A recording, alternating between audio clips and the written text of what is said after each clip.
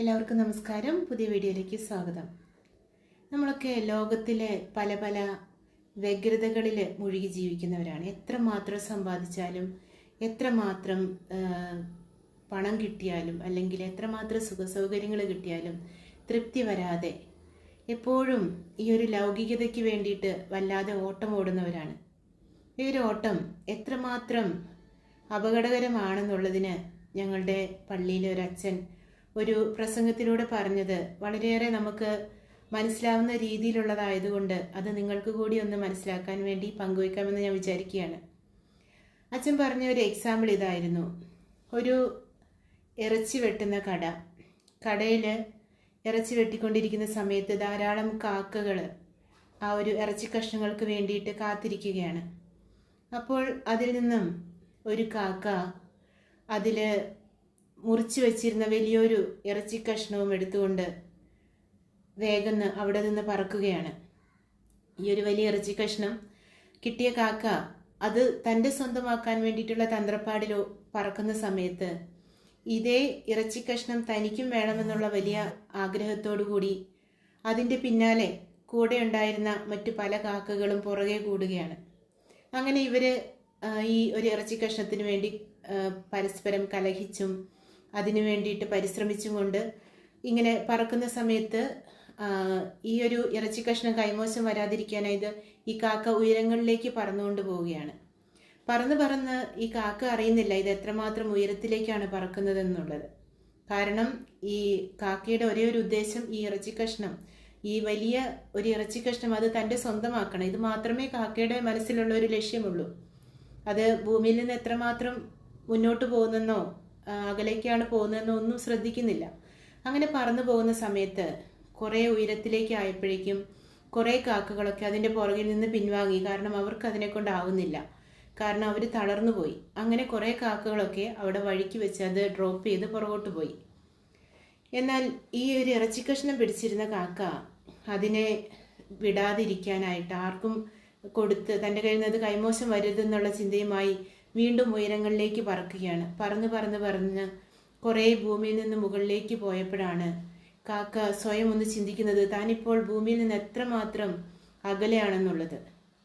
അങ്ങനെ അകലത്തിലെത്തിയ കാക്ക തനിക്ക് ഭക്ഷണമോ അല്ലെങ്കിൽ പറക്കാനുള്ള യഥാർത്ഥത്തിലുള്ള നല്ലൊരു സ്പേസോ അല്ല അവിടെ ഉള്ളത്. കാരണം സൂര്യൻ്റെ ചൂട് കൂടിക്കൂടി വരികയാണ്.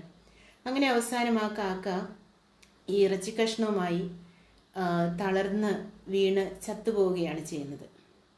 ഇത് വളരെ നിസ്സാരമായൊരു കഥയായിട്ട് അച്ഛൻ അവതരിപ്പിച്ചപ്പോൾ സത്യം പറഞ്ഞാൽ നമ്മൾക്കതിൽ നിന്ന് കിട്ടിയ ഉൾക്കാഴ്ച വളരെ വലുതായിരുന്നു. കാരണം ഇന്നത്തെ ലോകത്തിൽ നമ്മുടെ ആയുസ് എന്ന് പറയുന്നത് 60, 70, ഏറിയാൽ 80 ഈ ഒരു രീതിയിലാണ് ഇപ്പോഴത്തെ ആയുസ് പോകുന്നത്. എന്നാൽ ഈ ഒരു ആയുസിനിടയ്ക്ക് നമ്മൾക്ക് അധ്വാനിക്കാനും വെട്ടിപ്പിടിക്കാനുമായി നമ്മൾ നടത്തുന്ന ചില ശ്രമങ്ങൾക്കിടയിൽ നമ്മൾക്ക് കൈമോശം വന്നു പോകുന്ന ചില കാര്യങ്ങളുണ്ട്. ഈ ഭൂമിയിലായിരിക്കുമ്പോൾ നമുക്ക് ആ കാക്കയ്ക്ക് കിട്ടാമായിരുന്ന ആ ഒരു കാക്കകളുടെ തന്നെയുള്ള ഒരു സാമീപ്യം, ആ കാക്കയുടെ കുടുംബത്തിൽ ചെലവഴിക്കാമായിരുന്ന സമയം, അല്ലെങ്കിൽ ആ ഒരു സാഹചര്യം, കിട്ടാമായിരുന്ന ചെറിയ ചില ഇറച്ചി കഷ്ണങ്ങൾ കൊണ്ട് തൃപ്തിപ്പെട്ടിരുന്നെങ്കിൽ ആ കാക്കയ്ക്ക് കുറച്ചു നാൾ കൂടി സന്തോഷത്തോടെ ജീവിക്കാമായിരുന്നു തൻ്റെ കുടുംബാംഗങ്ങളുടെ കൂടെ. എന്നാൽ ഇതിനൊക്കെ പകരമായിട്ട് എന്തൊക്കെയോ തനിക്ക് പിടിച്ചടക്കാൻ പറ്റുന്നതിലും അധികമായിട്ടുള്ള എന്തൊക്കെയോ തനിക്ക് സ്വന്തമാക്കണമെന്നുള്ള ഒരു ചിന്തയോടുകൂടി പോയതുകൊണ്ടാണ് ആ കാക്കയ്ക്ക് തൻ്റെ ജീവനും നഷ്ടമായി, താൻ കാത്തു സൂക്ഷിച്ച ആ ഒരു വലിയ ഇറച്ചി കഷ്ണവും നഷ്ടമായി പോകുന്ന അവസ്ഥയുണ്ടായത്. ഇതുപോലെ മനുഷ്യരായി നമ്മൾ വെട്ടിപ്പിടിക്കാനുള്ള വലിയ ആഗ്രഹത്തിൽ പലപ്പോഴും അധ്വാനിച്ച് നമ്മുടെ കുടുംബവും നമ്മുടെ സമൂഹവും നമ്മുടെ ബന്ധുമിത്രാദികളും അല്ലെങ്കിൽ നമുക്ക് കിട്ടാവുന്ന കൊച്ചു കൊച്ചു സന്തോഷങ്ങളൊക്കെ മാറ്റി വെച്ചുകൊണ്ട് ഇങ്ങനെ അകന്നു പോകുമ്പോൾ നഷ്ടമാകുന്ന കുറേ നന്മകളുണ്ട്. ഈ നന്മകളൊക്കെ നമ്മൾക്ക് ഈ കിട്ടുന്ന വലിയൊരു സമ്പത്തിനേക്കാളും വിലപ്പെട്ടതാണെന്നുള്ള വലിയ തിരിച്ചറിവുണ്ടാകാൻ വേണ്ടിയിട്ടാണ് അച്ഛനായി ഒരു പ്രസംഗം പറഞ്ഞത്. ഇതുപോലെ നമ്മളും ഇത്തരത്തിൽ നീങ്ങിക്കൊണ്ടിരിക്കുന്നവരാണെന്നുണ്ടെങ്കിൽ ഒരു അവബോധം ഉണ്ടാകാനായിട്ട് ഈ ഒരു ചെറിയ ചിന്ത നിങ്ങളുടെ മുമ്പിൽ പങ്കുവെച്ചെന്നേ ഉള്ളൂ. കാരണം ഈ ഒരു ചെറിയ കഥയിൽ നിന്ന് നമുക്ക് മനസ്സിലാക്കാവുന്ന വലിയ കാര്യങ്ങളുണ്ട്. ഇന്നത്തെ തലമുറ എത്ര കിട്ടിയാലും ഒരു ആഗ്രഹം അടങ്ങാത്തൊരു തലമുറയാണ്. പണ്ടുള്ള ആളുകളൊക്കെ ഉള്ളതുകൊണ്ട് ജീവിച്ച് പഠിക്കുന്ന ഒരു കൾച്ചറായിരുന്നു ഉണ്ടായിരുന്നത്. കാരണം ഇല്ലായ്മയിലും ഇല്ലാത്തതുപോലെ ജീവിക്കാൻ അവർക്കറിയാം. അവരുടെ മക്കളെയും അവരത് പഠിപ്പിച്ചിട്ടുണ്ടായിരുന്നു. എന്നാൽ ഇന്നത്തെ മാതാപിതാക്കള് എത്ര ഇല്ലായ്മയാണെങ്കിലും വളരെ നിറവുള്ളവരായിട്ട് തങ്ങളുടെ മക്കളെ വളർത്താൻ ആഗ്രഹിക്കുന്നവരാണ്. അതിനുവേണ്ടി പരിശ്രമിച്ച് തങ്ങളുടെ ബുദ്ധിമുട്ടുകളോ പ്രയാസങ്ങളോ ഒന്നും മനസ്സിലാക്കാതെ മക്കളെ വളർത്തുകയും അതിനുവേണ്ടി മക്കളെ വിട്ട് അല്ലെങ്കിൽ ഈയൊരു തങ്ങളുടെ കൂടെയുള്ള ആളുകളെ വിട്ട് കുടുംബത്തെ വിട്ട് അധ്വാനിക്കാനായി പോകുമ്പോൾ നഷ്ടമാകുന്ന കുറേ സന്തോഷങ്ങളുണ്ട്.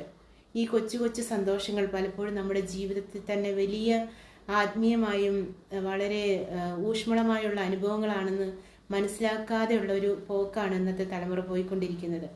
അതുകൊണ്ട് ഇങ്ങനെയുള്ള ഒരു നമ്മുടെ സഞ്ചാരപഥത്തിൽ ഉള്ളതുകൊണ്ട് തൃപ്തിപ്പെടാനുള്ള വലിയൊരു ചിന്ത അല്ലെങ്കിൽ ആ ഒരു ആഗ്രഹം ജനിപ്പിക്കാനായിട്ട് നമുക്ക് പരിശ്രമിക്കാം. ബൈബിൾ വളരെ വ്യക്തമായി പറയുന്നുണ്ട്, ദൈവഭക്തന് ഉള്ളതുകൊണ്ട് സംതൃപ്തിപ്പെട്ട് ജീവിക്കുക എന്നുള്ളത് വലിയ നേട്ടമാണെന്ന്. കാരണം ദൈവത്തിൽ വിശ്വസിക്കുന്ന ഒരു വ്യക്തിയെ സംബന്ധിച്ച് തനിക്ക് ഉള്ളതുകൊണ്ട് സംതൃപ്തിപ്പെട്ട് ജീവിക്കുമ്പോൾ ബാക്കി എന്തെങ്കിലും കുറവുണ്ടെങ്കിൽ അത് ദൈവം പരിഹരിച്ചു കൊള്ളുമെന്നുള്ള വലിയൊരു ശുഭാപ്തി വിശ്വാസമുണ്ട്.